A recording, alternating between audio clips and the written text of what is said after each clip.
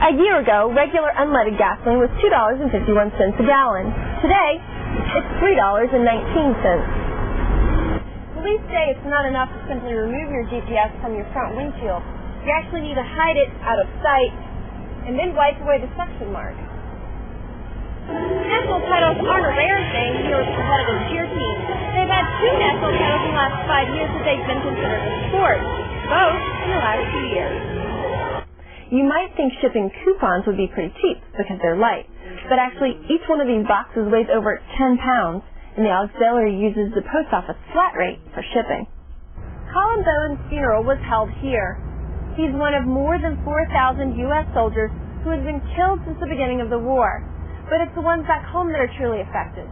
There are now 4,000 families without a father, a sister, a husband, or a friend.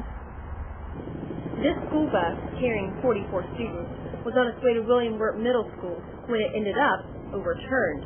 It was just before 9 this morning.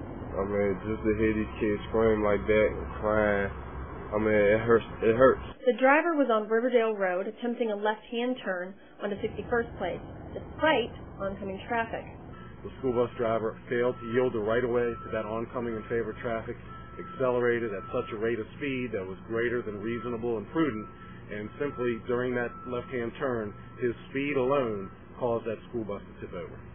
The bus driver was motionless as he was pulled out of the front of the bus. The windshield had to be broken to reach him. He was the most seriously injured. Students were clearly shaken and in shock. Though some students were injured, all were able to step out of the emergency exit with help from passers-by. I've seen little kids get pulled out in the back of the bus driver on the stretcher, kids are screaming. I mean, it's a bunch of sadness. School counselors and administrators soon arrived to comfort the kids, take care of lost books and backpacks, and help parents find their children. All students were taken to local hospitals for evaluations, but most appeared to only suffer bumps and bruises. Riverdale Road was closed for more than an hour this morning, but reopened around 10:30. The bus was then pulleyed upright and removed from the scene. Ripped abs, bulging biceps, and injuries.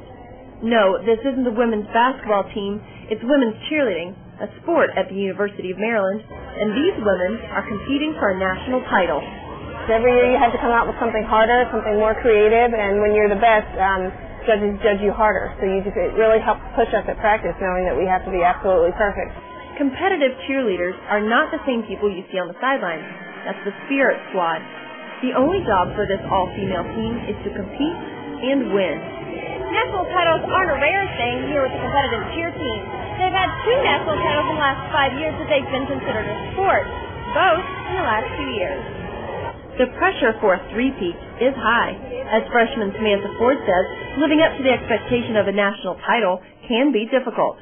It was nerve-wracking coming to a school that has cheerleading as a sport and being 2-time national champions. And those national championships can come at a cost for these athletes. Injuries are just part of the game. It was basically just a whole bunch of catching and throwing and all 4 years of just being an overhead sport. A Maryland sport that these athletes hope to highlight with another national title. We've won 2 years in a row, so I think the crowd and the judges have a lot of expectations for us, as we have for ourselves. Expectations that may be fulfilled when they take the floor at the National Collegiate Cheer Championships in Daytona Thursday morning. In College Park, Anna Stonestreet, Maryland Newsline. When Ursula Bowen married her husband 5 years ago, the Colombian native knew she was marrying into the military. And he did it because he loved his military life. As part of the Maryland National Guard, Colin had served after 9/11 and Hurricane Katrina. But when he volunteered to go to the Middle East, Ursula just wanted him to come home okay. I said, you better take care of yourself there. I don't want any flags, I just want you back. But a flag is what she got. After more than a year away and 2 weeks before he was to come home, Colin was injured by a bomb. The first thing that I heard is, Mrs. Bowen, this is Lieutenant Colonel. And once I heard that, I didn't hear even his last name, my life just turned around because I knew that was the call that I never wanted to get.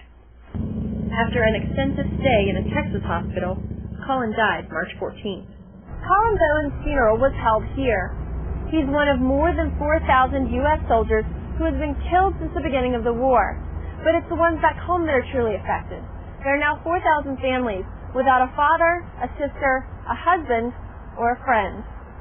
As president of a military widows group, Daisy Jackson knows having people to lean on is important. Everything changes, and lots of times you don't know what to do.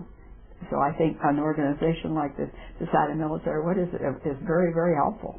And now, just a family of two, Ursula and Gabriella aren't sure what's next.